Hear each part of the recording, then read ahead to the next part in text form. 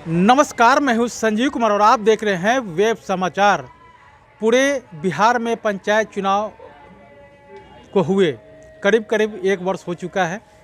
तो जानना चाहते हैं लोगों से, पार्षद से, जिला पार्षद से या मुखिया से कि उनके द्वारा 1 वर्षों में क्या कुछ डेवलपमेंट यानी विकास का काम किया गया।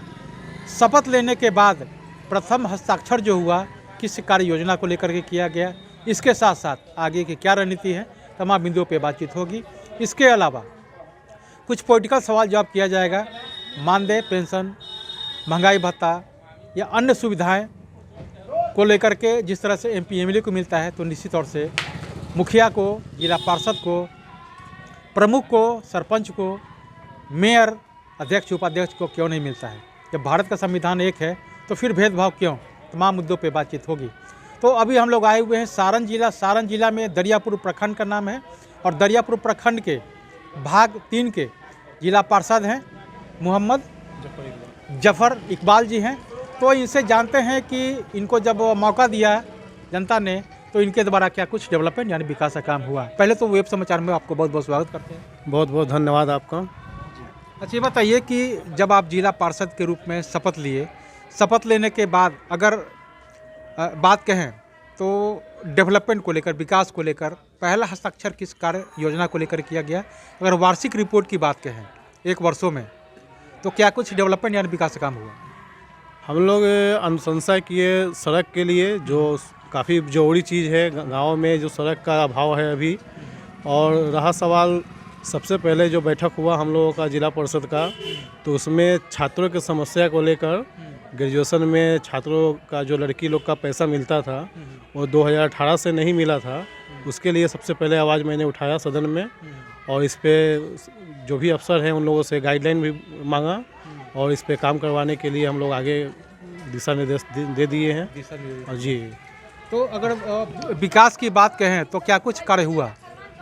अभी तक तो बस 3-4 रोड का काम आया हुआ है और सामुदायिक शौचालय 3 मेरे अनुशंसा के द्वारा आया हुआ है।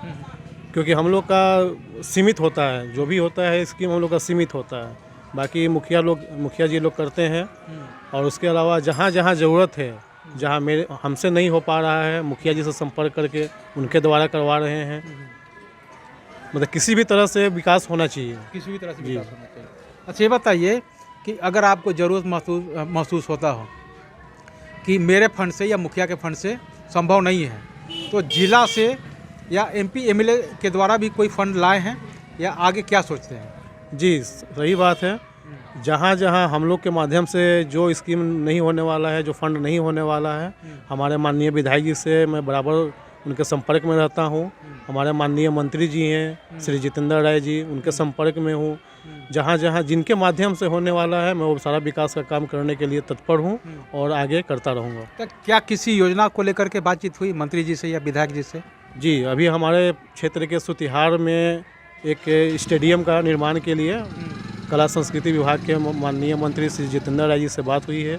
उन्होंने आश्वासन भी दिया है, बहुत जल्द उसका भी काम होना चाहिए। जी, मतलब हो जाएगा। तो ये आपके लिए अगर कह सकते हैं कि आपने पहल किया, अगर वो स्टेडियम बन जाता है तो आपके लिए बहुत ही महत्वपूर्ण और ऐतिहासिक कार्य योजना में से आएगा। अच्छा, ये बताइए कि भारत का संविधान जब एक है, जनता आपको भी चुना, जनता एमपी एमएलए को भी चुनता है, तो फिर भेदभाव क्यों। एक को बहुत सारे अधिकार, एक को केवल मानदेय, वो भी संतोषजनक, वो भी समय पर नहीं। क्या इसके लिए आप लोग जितने भी जिला पार्षद हैं या जितने भी जो प्रतिनिधि हैं, क्या इस पे बातचीत हुई है। जी, विगत लगभग 15-20 दिन पहले सोनपुर मेला में ये पंचायती राज मंत्री श्री मुरारी प्रसाद गौतम जी आए हुए थे। वहाँ पे हम लोग जिला पार्षद का शिष्टमंडल वहाँ जाके मिले और मैं वहाँ पे खुद वहाँ पे सवाल उठाया कि हम लोग का मानदेय जो है, हम लोग का मानदेय बढ़ना चाहिए। हम लोग भी 30-35 हज़ार लोगों का प्रतिनिधित्व करते हैं और मानदेय के नाम पर सिर्फ 2500 रुपये है, मुखिया जी को 2500 रुपये है और बहुत जगह हम लोग को सेवा देना पड़ता है, इतना में तो कुछ हो भी नहीं पाता है।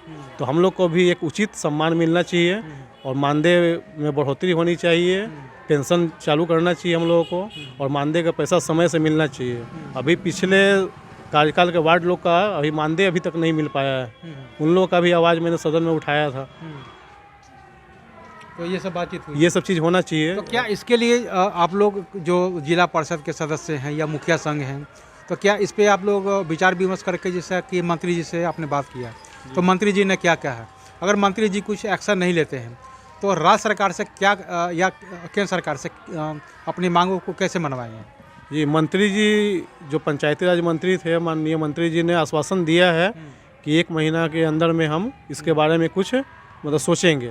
अगर नहीं होता है तो हम लोग सारा शिष्टमंडल माननीय मुख्यमंत्री श्री नीतीश कुमार जी के पास जाएंगे। हम लोग वहाँ जाके अपना मांग रखेंगे।